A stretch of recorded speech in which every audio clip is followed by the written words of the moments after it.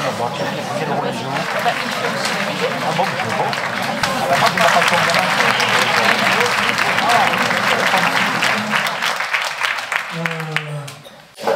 Bon, en fait, c'est vrai que j'ai une double casquette en étant là. Je suis donc directeur adjoint de l'Institut Passo et c'est en fait extrêmement important parce que c'est un peu, c'est une des deux bases du projet et l'autre base, c'est le projet artistique que je défends depuis plusieurs années. J'ai voyagé beaucoup à Cuba, j'ai beaucoup étudié les tambours, les chants là-bas. Pour moi, ça a été une construction artistique importante. Et donc j'ai monté ce répertoire à partir des trois tambours que vous voyez là, qui s'appellent les tambours bata, okay, qui accompagnent tous les chants que vous allez faire, même si là j'ai fait une orchestration différente, puisque en fait à la base j'ai harmonisé ces trois tambours, un trio à cordes, une contrebasse, un violoncelle et un violon. Donc ça a pris une allure un petit peu différente que ce qui est fait là-bas. On va vous faire voyager quand même à Cuba, je pense, dans l'univers de la santeria. Donc. La santeria, c'est la religion la plus pratiquée à Cuba. Pratiquement presque tous les Cubains pratiquent cette religion. C'est une religion médecine, essentiellement, d'accord. Donc, il y a plusieurs orishas, c'est tout un panthéon qui est un peu, on peut le comparer au panthéon grec, vous voyez, c'est vraiment comparable. C'est une religion animiste, polythéiste. Bien sûr, on se sert de l'aspect, on va dire, artistique de toute cette religion, même si on respecte quand même des principes. Notamment, on va commencer par le premier des orishas qui s'appelle Elegua. Dominique va vous présenter Elegua.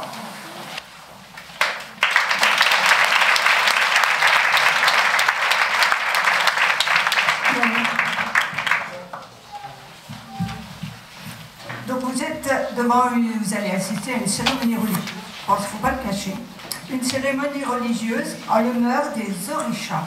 Bon, je ne garantis pas la prononciation, je ne suis pas cubaine d'origine. Non, je dois bien le reconnaître. Ils tiennent leur hache, c'est-à-dire leur pouvoir, d'Olofi. Olofi, c'est le grand Dieu créateur qui, une fois son œuvre terminée, se retira du ciel, se retira au ciel, et partagea l'univers entre ses fils. Bon, je pense que les filles étaient sorties ce soir-là. Chacun reçut de ses mains ce qui aujourd'hui lui appartient. Et le premier morceau, qui est dédié donc à ce premier orisha dans notre spectacle, c'est Elegua. Elegua, c'est l'enfant chéri de Lofi, car il l'a sauvé d'une grave maladie. Tu es le plus petit, lui a-t-il dit, mais tu seras le plus grand sur la terre et au ciel. Et il disposa entre ses mains un monceau de clés et le fit mettre des chemins. Depuis ce jour, il tolère tous ses caprices et ses espiègleries avec une complaisance infinie. Il a beaucoup de temps devant lui. Il faut contenter Elegua, le gourmand, le glouton, car à tout moment, il peut jouer avec notre vie. Il ouvre et ferme, à sa guise, les portes du ciel et de la terre, de la chance et du malheur. Il est le messager, l'intercesseur entre les dieux et les hommes. On l'invoque au début et à la fin de toute cérémonie. Sous son aspect protecteur, il est le gardien. Et dans chaque maison, sa place est derrière la porte d'entrée. Donc quand vous rentrerez chez vous, vérifiez bien. Hein? Sous son aspect pervers, il est Échou, l'âme en peine qui hante les carrefours et les endroits déserts, propice à la magie noire et aux jeteurs de sorts.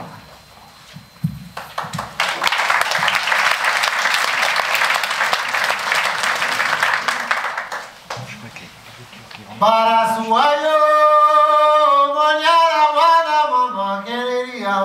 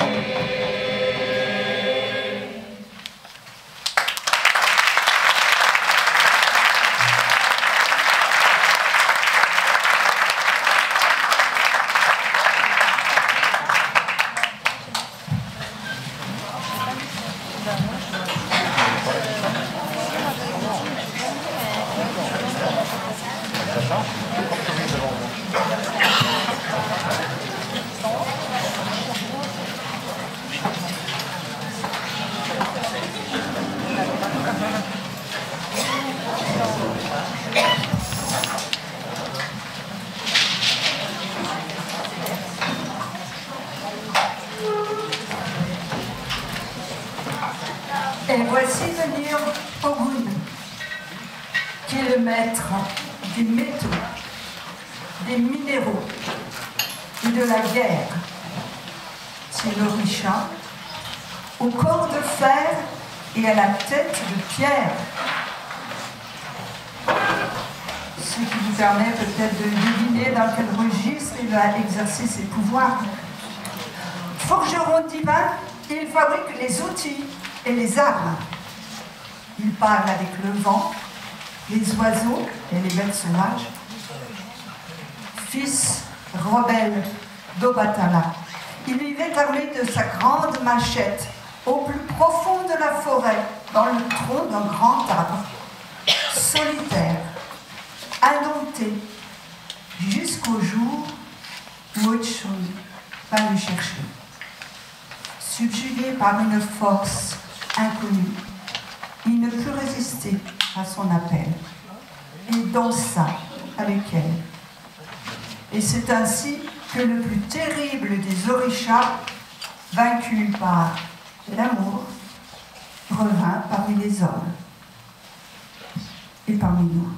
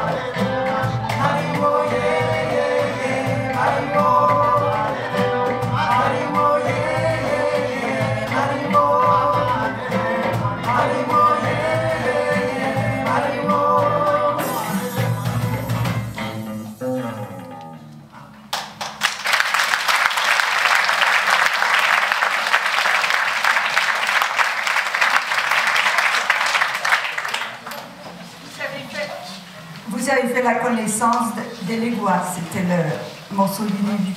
Vous avez fait la connaissance de Mori. Et maintenant, c'est au tour d'Ochosi, qui est le troisième orisha guerrier. La guerre est à l'honneur dans ce poème.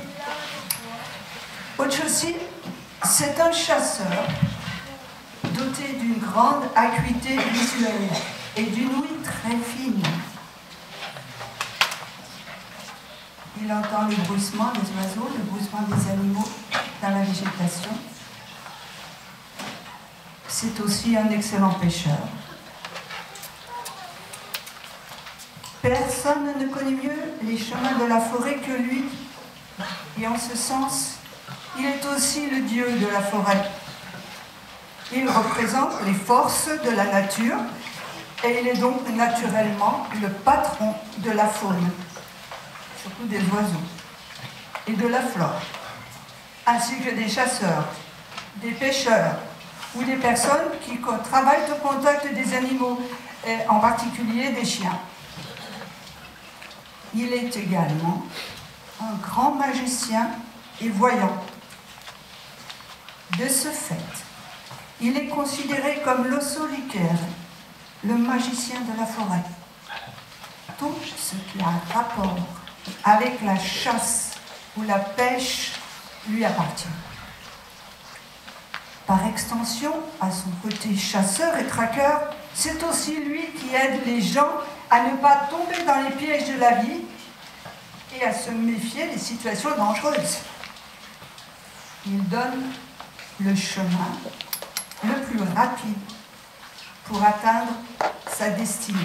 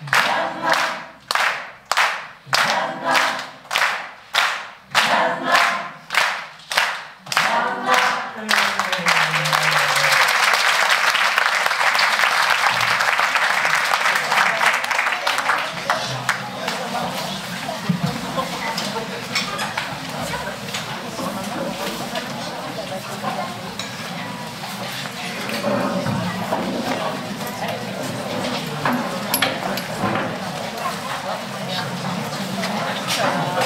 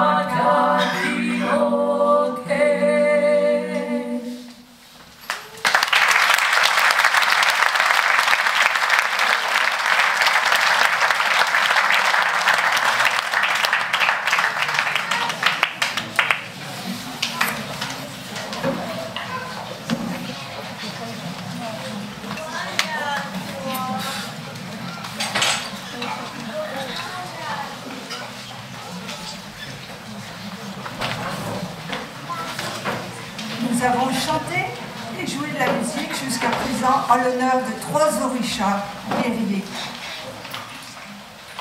Celui que vous venez d'entendre et celui qui va suivre sont dédiés à Obatala. Et Obatala, c'est un autre type d'orisha. Et dans le panthéon Yoruba, c'est le premier fils de Olofi. Alors Olofi, vous avez peut-être oublié, mais c'est le premier créateur. Et c'est le plus grand des orishas. Il créa l'homme. La question que je me pose, c'est est-ce qu'il créa les femmes? Il lui fit don de la volonté et d'une parcelle seulement, je vous ferai remarquer, de son intelligence. C'est le faiseur de tête, le maître des âmes, père et mère des orishas. C'est un être androgyne, mâle, femelle, homme et femme dans un même corps, et il anime toutes les choses. Il est un et 16 à la fois. C'est l'orisha de la pureté, de la blancheur et de la justice. 2, 3, et...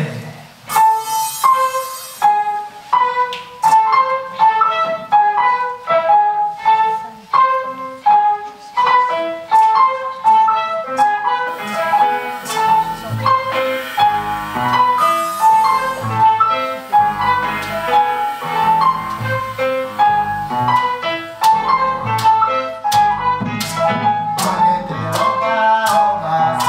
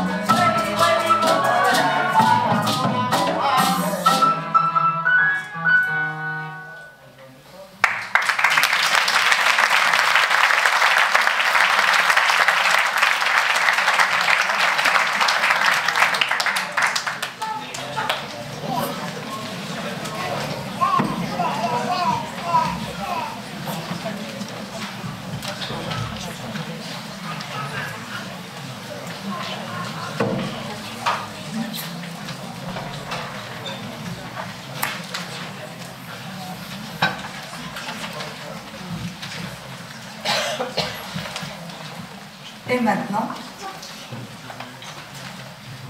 un orisha féminin. Quelque chose qui est assez courant dans la mythologie. C'est la personnification de la mort, qui est très souvent féminine.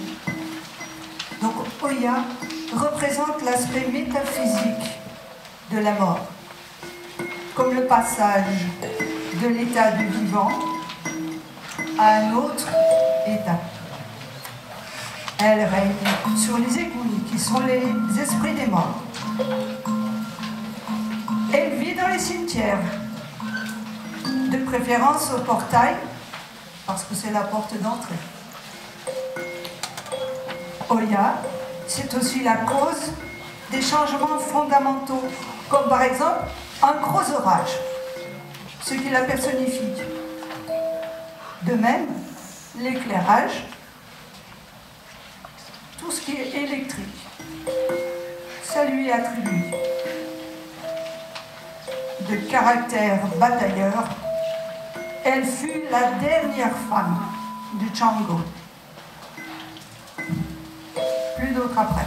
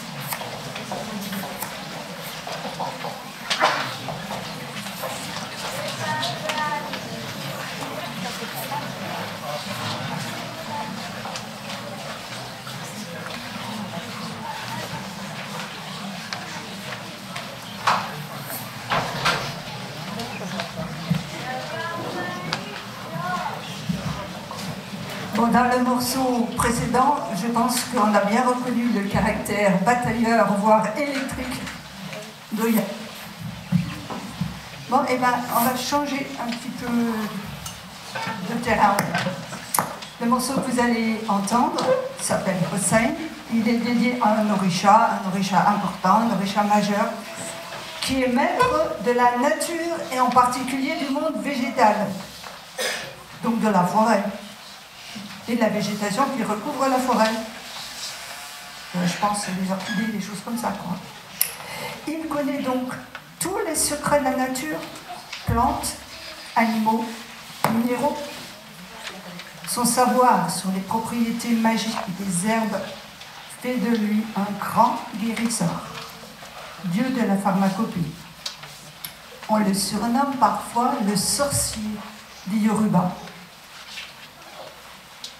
Il s'est réfugié dans la forêt, où il vit seul. C'est un chasseur solitaire. Hossein sauve la vie, donne de la force pour la guerre, mais éloigne la mort. Il protège, plus prosaïquement, contre les affections des oreilles et des yeux et contre la fièvre. Et de façon peut-être plus surprenante pour nous, il représente la partie gauche du coronet.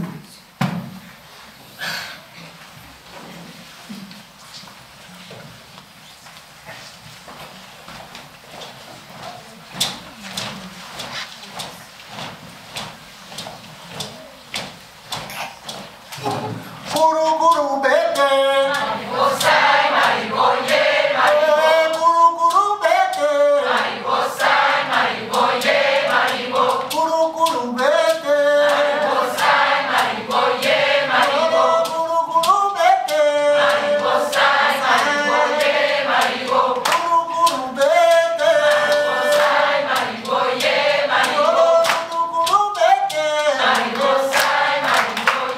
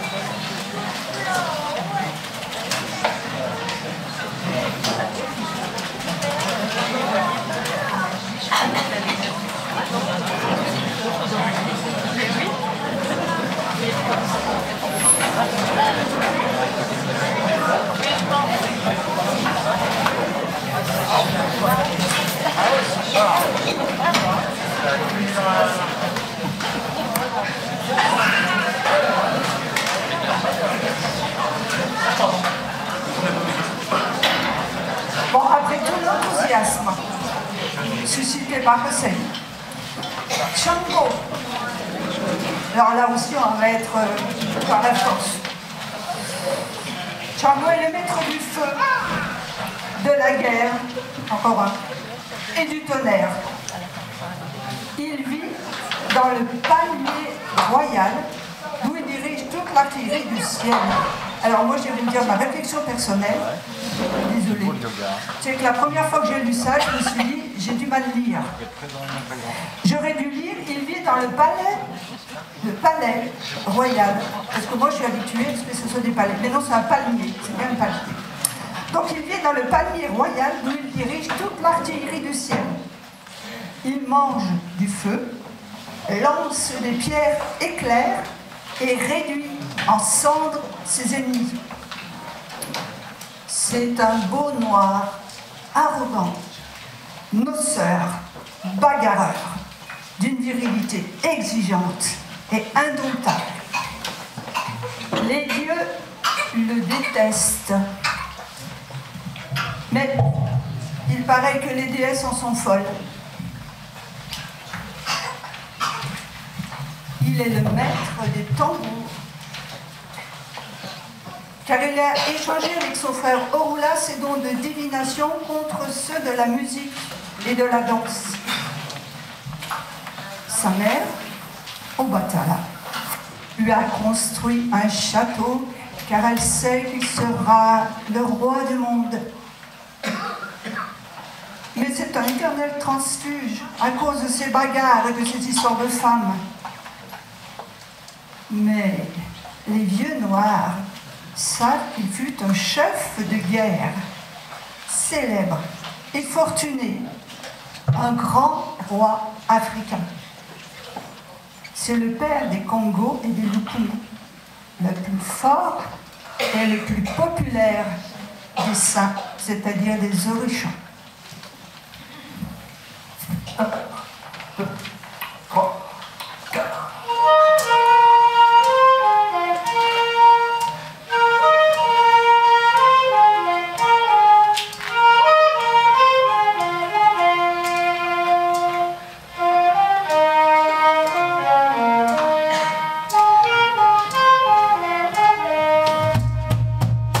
Yama se lo bio yo.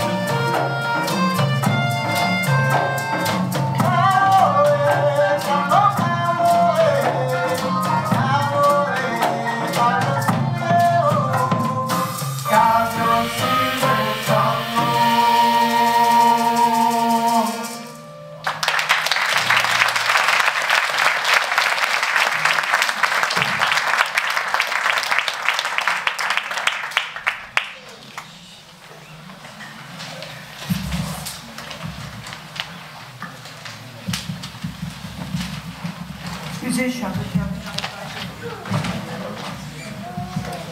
Bon, d'écouter chant, toute son énergie. On va passer à un tout autre registre. Yemaya. Yemaya, c'est une orisha féminine. Elle a reçu en partage le règne des eaux salées. Mère universelle, elle a la féminité féconde. Gaie, elle aime les fêtes et a un port de reine. Son éventail de plumes de pan est tourné de grelots et de coquillages, et sa somptueuse robe bleu marine, ourlée de blanc, est comme l'écume des vagues. Immensément riche, elle comble de cadeaux sa sœur Ochun, qu'elle adore et dont elle élève les enfants.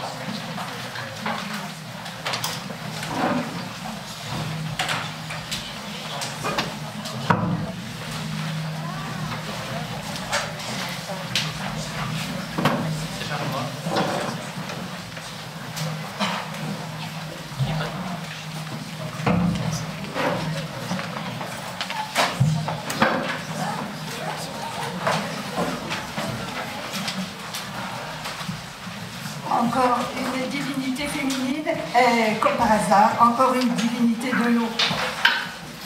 Ochun. Ochun, c'est la maîtresse des eaux douces, alors que Yemaya est la maîtresse des eaux salées. Donc Ochun, maîtresse des eaux douces, des lagunes et des fleuves. Mais c'est aussi la déesse de l'amour et de toutes les douceurs. Elle peigne ses cheveux dans le miroir de l'eau, se pare, se fait belle. Elle sent la fleur et la cannelle. À ses bras teintent des bracelets d'or. Ses hanches ondulent. Le corail et l'ambre ornent sa gorge. Elle va d'amour en amour, de fête en fête, et lorsqu'elle danse, nue, le corps enduit de miel, sa beauté lumineuse transfigure les hommes. Ochun est la joie et le bonheur du monde.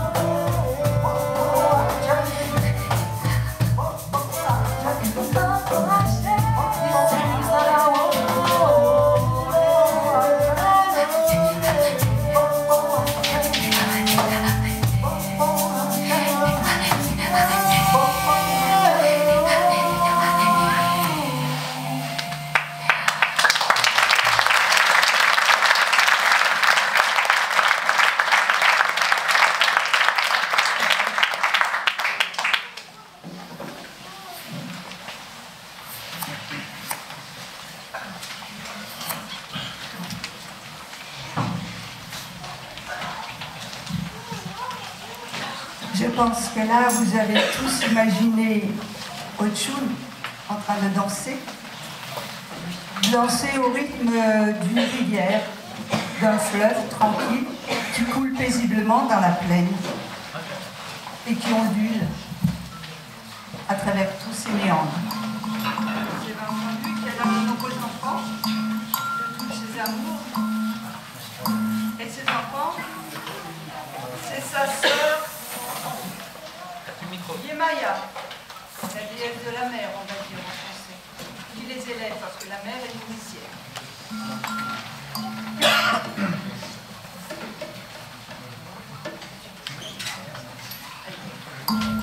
Là, vous m'entendrez mieux. Bon, je ne répète pas tout, vous m'avez entendu, je pense. Donc maintenant, c'est au tour d'Ododoa de rentrer en scène. Et là encore, on change. Je pense que c'est un orisha majeur. Mais lui est un peu étrange parce que c'est le maître de la solitude. Il représente les mystères et les secrets des ancêtres. Biku, divinité de la mort, et des Egun, esprit des morts. Il vit dans les ténèbres profondes de la nuit et reçoit le surnom de roi des morts. On raconte que c'est Olofin qui lui a donné ce nom en le rencontrant enfant, abandonné dans une... Son bras droit est Orun, celui qui donne accès au royaume de l'au-delà. Il forme une trinité avec et Odun, qui l'accompagne toujours. Il est le créateur et le faiseur de la justice et de la vérité.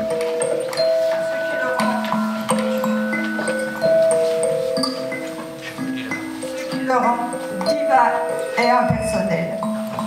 Odudoa est une divinité masculine ou féminine à votre avis? Androgyne, masculine et féminine. Et certains considèrent qu'Odudoa en est la façade, la facette, on va dire plutôt, masculine, quand Odoa en est la facette féminine.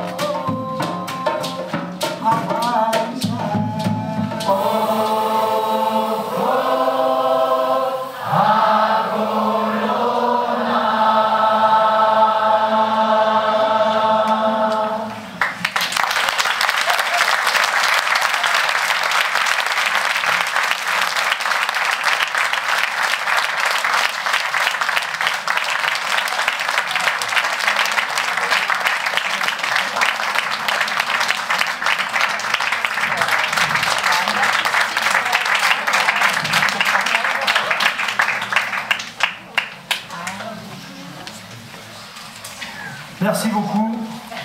C'est fini. Des fois, il y a des gens qui font des rappels. Mais...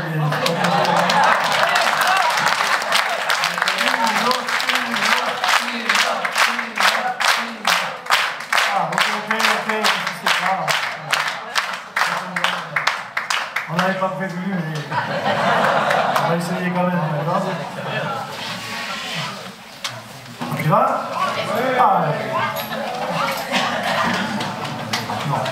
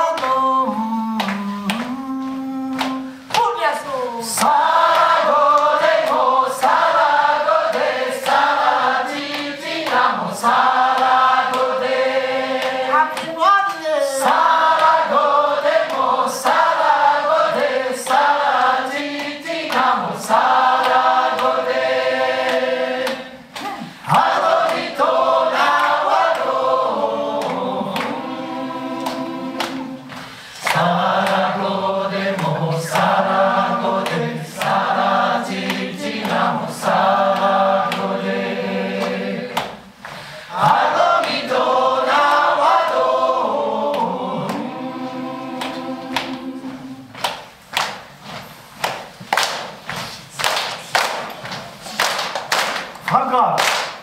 Si vous frappez dans le public, frappe grave. Paume contre paume. Frappe grave. Pas aigu, hein. Regardez la position des mains. Frappe grave.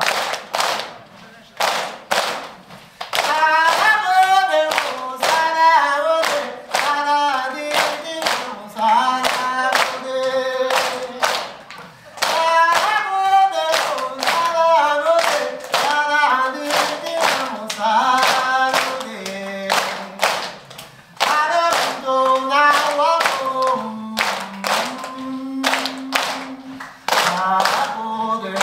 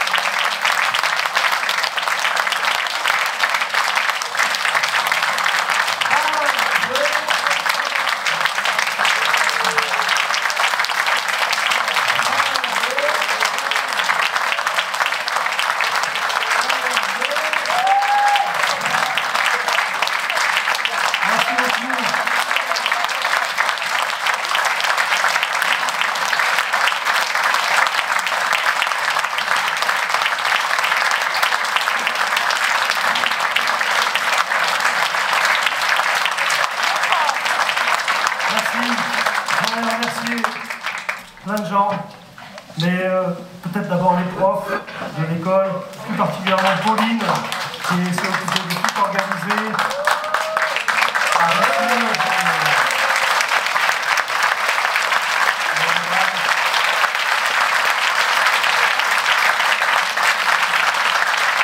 Jean-François, Philippe, les autres, tous ces gens qui sont un peu à l'origine de tout ça.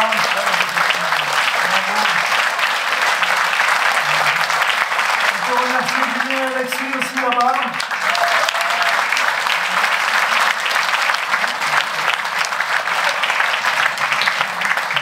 Je remercie Dominique pour la présentation des Orisha aussi.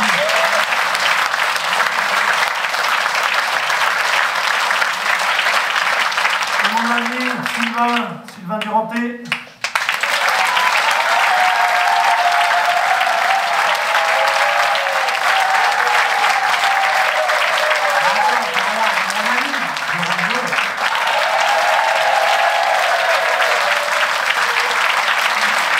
Et à vous tous aussi, merci beaucoup pour votre implication, votre joie dans le bonheur dans le travail. C'était super. Merci.